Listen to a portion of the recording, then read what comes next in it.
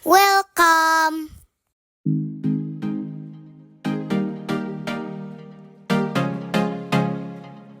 Jangan lupa like dan subscribe ya. Hai, assalamualaikum semuanya. Ketemu lagi sama aku, Bu Rere. Di video kali ini aku mau sharing tentang budgeting bulanan ya teman-teman. Jadi ini aku lagi buat video budgeting bulan November tahun 2024. Di video ini aku mau sharing bagaimana cara aku untuk mengelola keuangan selama 1 bulan ke depan, tepatnya di bulan November. Di sini aku akan menuliskan semua pengeluaran yang harus aku keluarkan selama 1 bulan ke depan beserta dengan nominalnya, dan nanti kita juga akan ngobrol-ngobrol tentang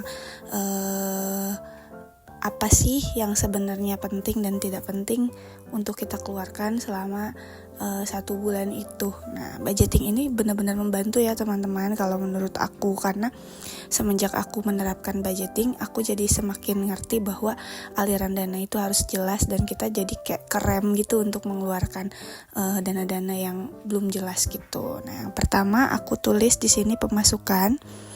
Nah, pemasukan di keuangan keluarga aku itu berasal dari gaji suami aku dan juga gaji aku. Nominalnya nggak terlalu besar ya teman-teman, tapi alhamdulillah cukup untuk memenuhi kebutuhan kita selama 1 bulan ke depan. Selanjutnya aku tulis pengeluaran. Nah, ini yang paling penting. Jadi kita list pengeluaran kita selama 1 bulan ke depan. Apa aja yang kita bayar, apa aja yang harus kita beli, terus apa aja yang harus kita sisihkan, itu semua ditulis di sini biar jelas gitu ya. Yang pertama ada tabungan. Nah, tabungan aku itu berupa dana darurat ya teman-teman. Jadi aku mengalokasikan setiap bulannya sebesar Rp200.000 untuk dana darurat. Nah, dana darurat ini sebisa mungkin jangan dipakai ya teman-teman, kecuali kalau misalkan memang ada yang mendesak banget gitu ya, baru kita pakai gitu. Selanjutnya setelah dana darurat, di sini aku mengalokasikan giving atau aku ngasih sama orang tua aku dan juga mertua aku. Nominalnya nggak besar, cuma 500.000, tapi insya Allah kalau nanti aku dapat kelapangan rezeki, nanti aku mau tambahin lagi nominalnya ya. Kemudian selanjutnya itu ada kebutuhan. Nah, ini kebutuhan selama 1 bulan yang harus terpenuhi itu apa aja, aku tulis di sini. Yang pertama itu ada kebutuhan harian atau belanja harian. Nah, belanja harian ini aku alokasikan sebesar Rp1.000.000 selama 1 bulan, yang mana aku bagi jadi beberapa pekan. Jadi 1 pekannya sekitar 250.000. Yang kedua itu ada dana bulanan atau belanja bulanan, itu aku alokasikan 500.000. Selanjutnya ada beras. Nah, aku setiap bulannya beli beras itu sekitar 200.000-an gitu ya. Nah, selanjutnya itu aku alokasikan dana untuk gas sebesar 50.000, dan juga aku alokasikan dana untuk galon sebesar Rp50.000 juga.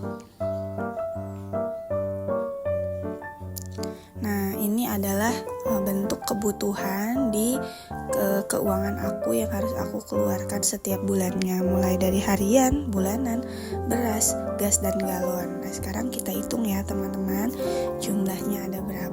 Dari semua kebutuhan ini habisnya itu sekitar Rp1.800.000. Nah, ini aku lupa ya ngitung giving, jumlahnya Rp1.000.000.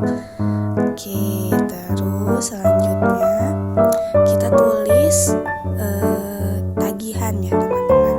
Kita tulis tagihan apa aja yang harus kita bayar selama 1 bulan ke depan.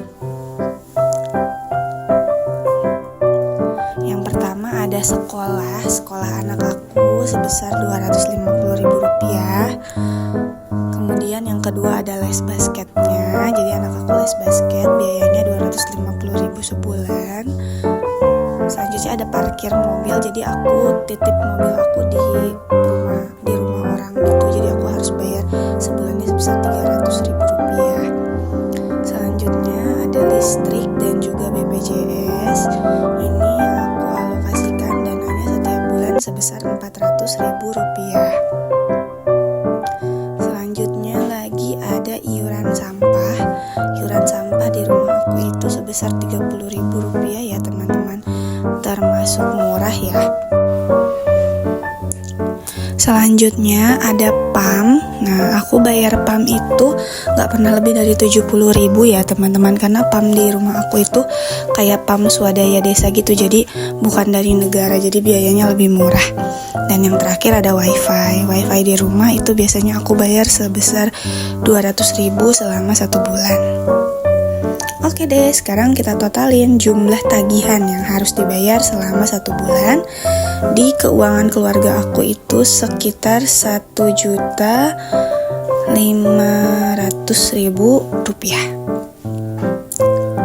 Oke, nah ini totalnya. Selanjutnya aku mau tulis pengeluaran yang terakhir, yaitu adalah hiburan. Nah ini penting banget, kita harus mengalokasikan uang untuk hiburan supaya nggak over budget, karena biasanya hiburan ini menarik lumayan menguras gitu ya pengeluaran. Jadi aku hanya mengalokasikan 200.000 aja.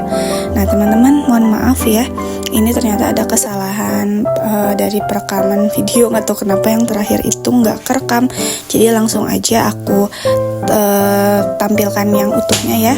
Yang terakhir itu cuman tinggal menetolkan aja dari pemasukan dikurangi pengeluaran, gabungan dari mulai tabungan, giving, kebutuhan, tagihan, dan hiburan. Total semuanya ada Rp4.700.000. Nah teman-teman, sebisa mungkin kita tidak pernah menambah pengeluaran selama memang itu tidak terlalu butuh, apalagi kalau gaji kita udah naik ya. Yang penting bersyukur dan merasa cukup. Terima kasih. Assalamualaikum.